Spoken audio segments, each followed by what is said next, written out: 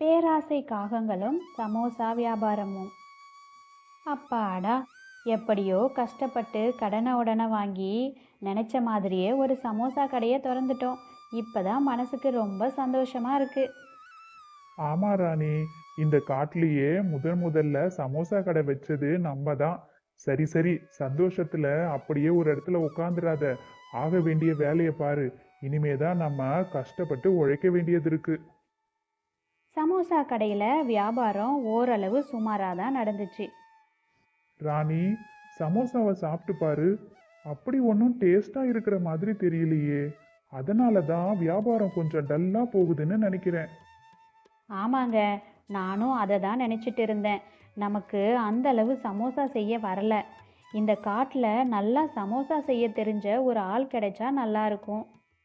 பென்னியக்கா, நம்ம காட்டுல இந்த காகங்கள் ஆரம்பிச்சிருக்க சமோசா கடையில சமோசா செய்யறதுக்கு ஆளு தேவைன்னு பேசிட்டு இருந்தாங்க. உங்களுக்கு தான் நல்லா சமோசா செய்ய தெரியும்ல. நீங்க போய் அந்த கடையில வேலை கேட்டு பாருங்க. ஆ, சரி தம்பி. நானும் ஒரு வேலை கிடைச்சா நல்லா இருக்கும்னு தேடிட்டு தான் இருக்கேன். சரி சரி, நாளைக்கே போய் கண்டிப்பாக கேட்குறேன். ஏங்க, உங்கள் கடையில் சமோசா செய்கிறதுக்கு ஒரு ஆள் தேவைன்னு கேள்விப்பட்டேன். நான் ரொம்ப நல்லாவே சமோசா செய்வேன். ஓ, அப்படியா? ரொம்ப நல்லதா போச்சு.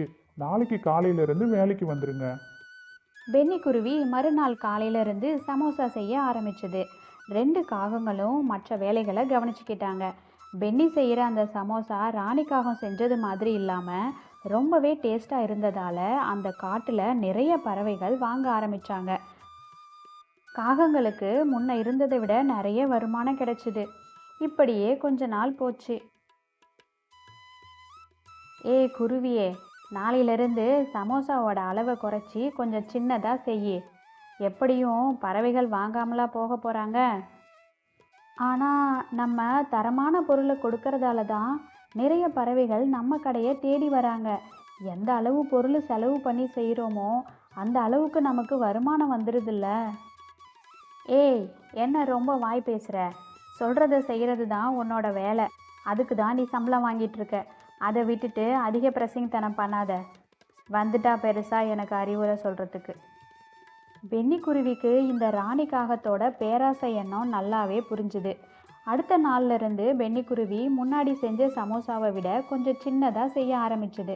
இதை பார்த்த ராணி காகம், இதுக்கு பேரு தான் உங்கள் ஊரில் சின்னதா? நீ போய் வேற வேலை பாரு, நான் சமோசா செஞ்சுக்கிறேன் அப்படின்னு சொல்லிட்டு பென்னி செஞ்சதை விட சின்ன சின்னதாக சமோசாவை செய்ய ஆரம்பிச்சுது. ஆனால் விலையை மட்டும் குறைக்கவே இல்லை.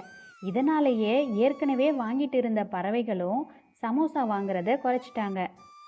ஒரு நாளைக்கு 1 அல்லது 2 பறவைகள் தான் சமோசா வாங்க கடைக்கு வந்தாங்க.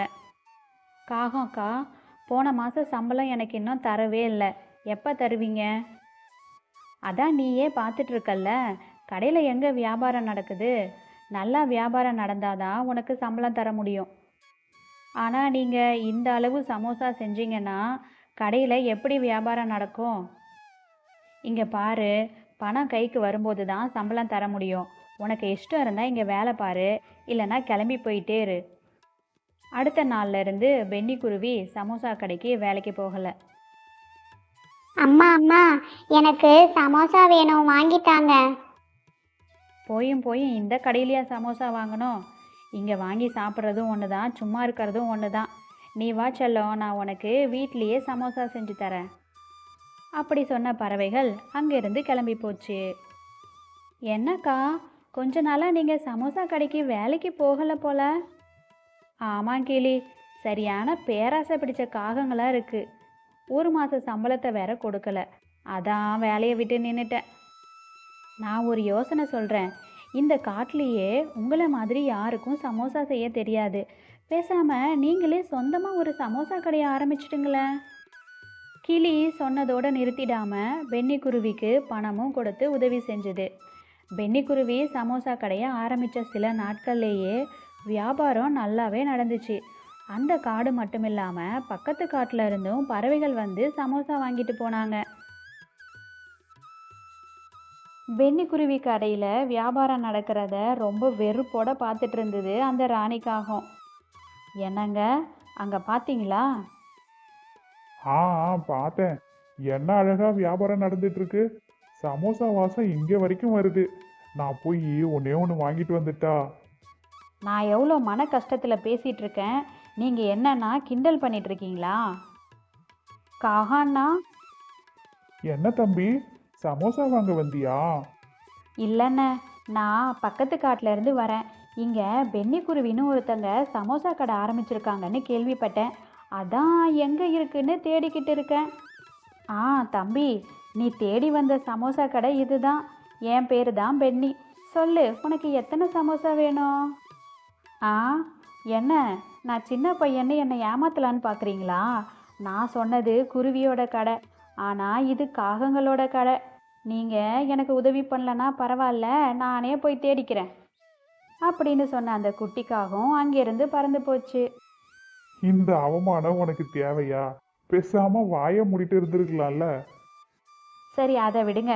இப்போ நம்ம என்ன பண்ணுறது? என்ன பண்றது? சமோசா கடையை மூடிட்டு வேற வேலை ஏதாவது பார்க்க வேண்டியதுதான்.